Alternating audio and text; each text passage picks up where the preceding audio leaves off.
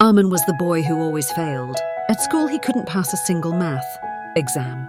His essays were covered in red ink, his presentations shaky. Classmates laughed behind his back. Teachers called him slow but polite. He applied to 10 part-time jobs and got rejected from all. Even friendships slipped away. People didn't want someone so unlucky. But Arman didn't get bitter. At night, he stared at the ceiling and whispered, "Maybe tomorrow." His heart bruised, but his hope still pulsed. He didn't understand how he'd make it, only that he must. He refused to stop trying. After finishing school with barely passing grades, Arman enrolled in a cheap computer course. The others there were younger, smarter, quicker. He failed the first module, then the second.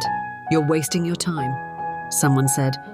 "You'll never get this," another smirked. He went home, punched his pillow in frustration, and sobbed silently. But the next day he showed up again, and again. He rewatched lectures, scribbled notes obsessively, taught himself logic until it made sense. He failed the course, but this time by only a few points. It felt like defeat. But deep down, it was the closest he'd ever been. Arman took the course again. This time, he passed, barely, but pass he did. He applied to companies for internships. No one replied. He applied again. 30 emails, no reply. 60. Still none. His friends began to settle into jobs. They stopped calling. Arman, now 22, was still living with his parents, labelled a failure in his own home. His father didn't say much anymore, just sighed when his mother brought tea quietly. Still, he applied, day by day. He worked on projects on his broken laptop, believing that something had to give. One morning, a small software startup replied. They liked a tool he built. Arman felt the blood rush in his ears. He wore a second-hand shirt and borrowed shoes. During the interview, his voice trembled, but his sincerity showed. "I've failed many times," he said honestly, "but I never stopped learning." A week later, an offer came. It wasn't much, a stipend and a title. But to Arman, it was sunlight breaking through dark clouds. On his first day, he was clumsy, forgot a password, got confused, but he kept showing up, early every single morning. At the startup, he wasn't the best coder. Others moved faster, spoke smarter, solved quicker. But Arman had something rare, endurance. He stayed late, helped teammates, took criticism with humility, and slowly he improved. His manager noticed his dedication. Soon he was asked to lead a small feature build. He studied harder than ever. The launch was a success. Not groundbreaking, but stable, solid, clean. His manager patted his back. "You're learning fast," she said. Arman smiled faintly. For the first time, he didn't feel like a burden. He felt like part of something. He finally belonged.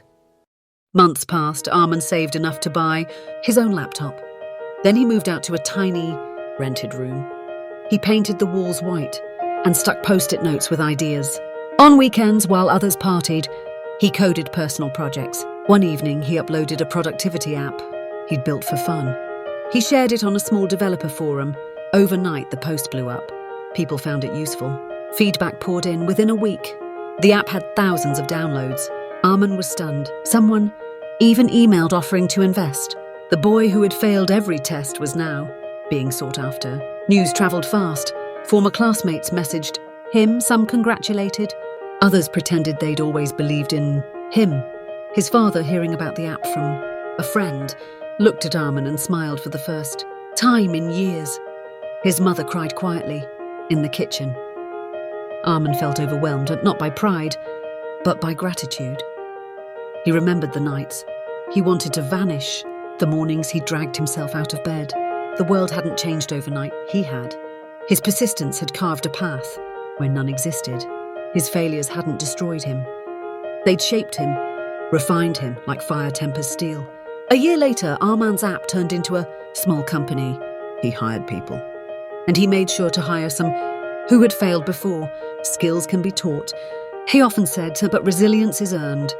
When he gave talks, he didn't boast. He told them about his failures, his crushed exams, his empty inbox, his lonely evenings. "I wasn't chosen," he'd say, "so I chose myself." He became a quiet inspiration, not through flashy success, but through quiet tenacity.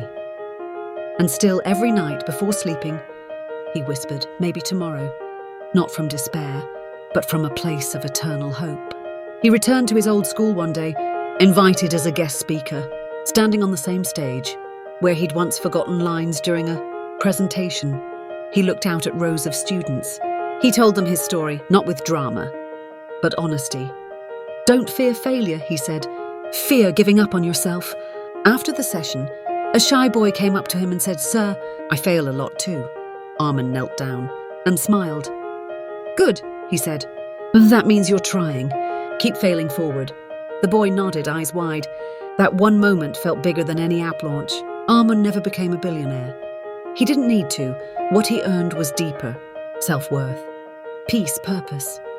The world still mocked failure, but he no longer feared it. He saw it for what it was. A brutal teacher, yes, but an honest one. His life was not defined by how many times he failed, but by that one time he didn't. That one time he rose. He understood now. Rock bottom wasn't the end. It was the foundation.